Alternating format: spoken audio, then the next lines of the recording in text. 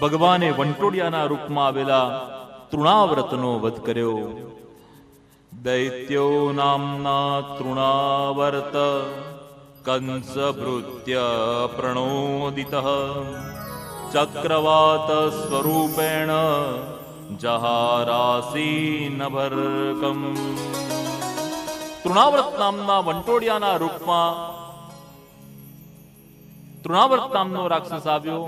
ગોકુળની અંદર વંટોડિયું ફૂંકાયું અને વંટોડિયાની અંદર નંદાલયના આંગણામાં પ્રભુને પારણામાંથી ઉઠાવી અને તૃણાવ્રત નામનો રાક્ષસ આકાશ માર્ગમાં ગયો છે.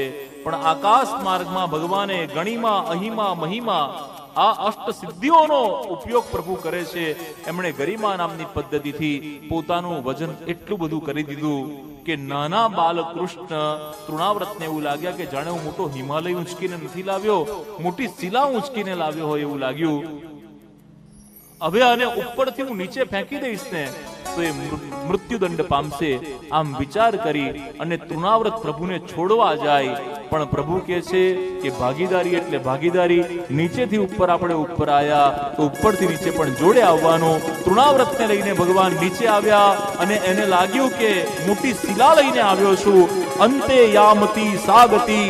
તૃણાવ્રતનું મસ્તક એક મોટી શિલા સાથે અફડાયું. તૃણાવ્રતના નામ રમ્યા અને ભગવાન બાલકૃષ્ણનો જય જયકાર થયો. બોલો શ્રી બાલકૃષ્ણ લાલ કી.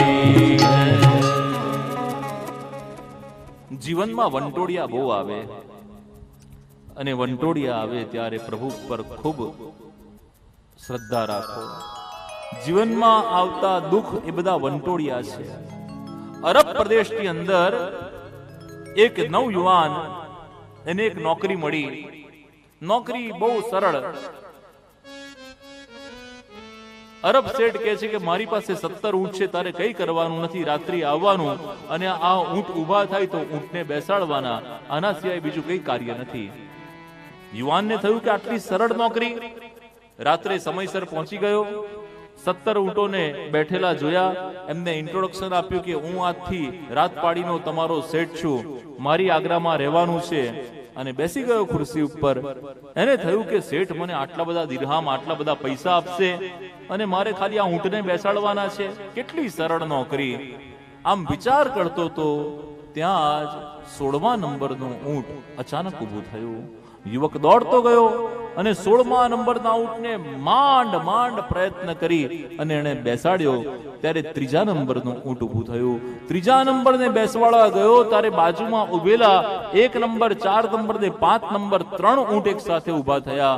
એને માંડ બેસાડ્યા. ત્યારે 6ઠું, 7મું ને 10મું ઊભું થયું. એમને બેસાડ્યા ત્યારે ફરી પાછું 14મું ઊભું થયું. આખી રાત એની ઊંટને બેસાડવામાં પૂરી થઈ ગઈ. એને જે ઈઝી કામ લાગતું હતું એ ખરેખર બહુ અઘરું કામ હતું. અને યાદ રાખો સ્વજનો, આપણા જીવનની અંદર પણ આવા ઊંટ જેવા પ્રશ્નો એ આ તૃણાવ્રત રૂપી વંટોડિયા છે એ આયા જ કરે છે. લગ્ન નથી થતા, વંટોડિયું. માંડ માંડ 2-5 જગ્યાએ આપણે બાયોડેટા મેળવ્યા, દીકરા કે દીકરીના લગ્ન થયા. લગ્ન થયા પછી સાસુ સાથે નથી બનતું, એ પ્રશ્ન પત્યો. એમને ત્યાં સંતાનની પ્રાપ્તિ નથી થતી, એ પ્રશ્ન પત્યો. વિદેશ મોકલવા છે, વિદેશ મોકલ્યા.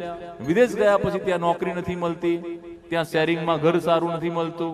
કઈ ને કઈ વંટોડિયા રૂપી પ્રશ્નો જીવનમાં ઉદ્ભવે છે.